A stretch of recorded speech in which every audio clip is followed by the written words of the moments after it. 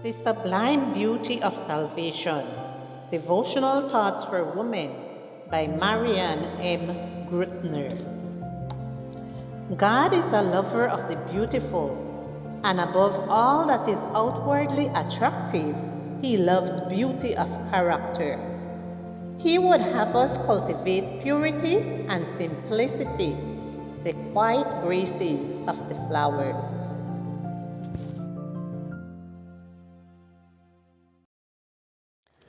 Good morning, dear friends. Today, March 25th, our devotional is entitled From Enemies to Friends. Our scripture reading is taken from Matthew chapter 5 and verse 44. But I say to you, love your enemies and pray for those who persecute you. You already know how much I hated Muhammad Ali, having lost to him in 1974. These are words used by George Foreman, former American boxer, two-time world heavyweight boxing champion, and Olympic gold medalist, to refer to his friendship with Ali in his autobiography titled By George.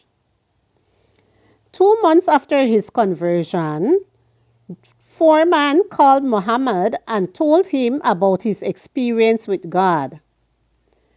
George, I'm going to give you another chance to win the title, Ali proposed.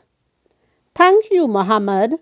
I don't want another chance. I found something better. George replied. He was persistent. I'm sorry, Muhammad, but I'm hanging up the gloves. If you ever need me, I'll be here, he concluded. Soon after, Muhammad called George, and as they got to know each other, a friendship blossomed, and his great former enemy spoke to him almost every day. In the letters they exchanged, they jokingly signed off with Love, Muhammad Ali, and Love, George. Ali was impressed by George's transformation and asked him difficult questions about the Bible. He finally recognized that in order for his friend to have changed so much, he must have had a true encounter with God. In George's trophy case is a photo of their famous fight in Africa. George is knocked down, and Ali is standing over him as the referee prepares the count. This photo of his defeat is prominent because it was the beginning of George's search for God. He had learned to love the man he had hated so much. Muhammad became one of his best friends. The Bible does not say that it is a sin to have enemies.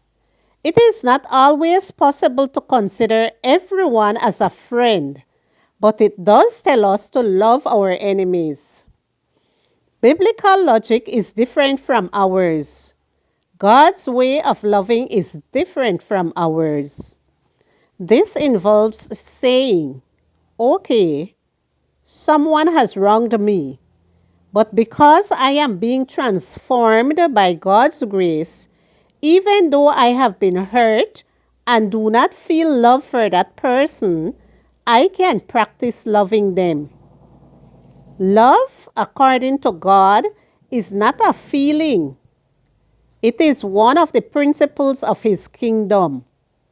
When we practice it, many surprises happen. We experience relief and peace that surpasses understanding, and perhaps, as happened between Foreman and Ali, a great friendship will emerge. May God impress upon you the need to have this experience. But I say to you, love your enemies and pray for those who persecute you. Matthew chapter 5 and verse 44.